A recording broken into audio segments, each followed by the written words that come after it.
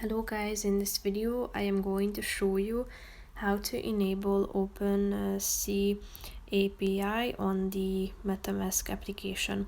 But first I just want to mention, don't forget to subscribe to my channel, because at 10,000 subscribers I am going to show you my whole YouTube revenue statistics and growth strategy, how to make money online. Now let's jump into it. First of all, open the application on your phone. Click on this menu icon in the upper left corner of the screen, and then click on the settings button down below.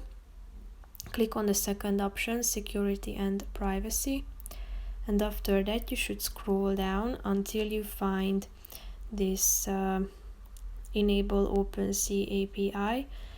If you want to enable it, click on this button below. As you can see, it says displaying NFT media. The data may expose your IP address to centralized servers. Use OpenSea's API to fetch NFT data. Auto detection relies on API and won't be able to and will not be available when this is turned off.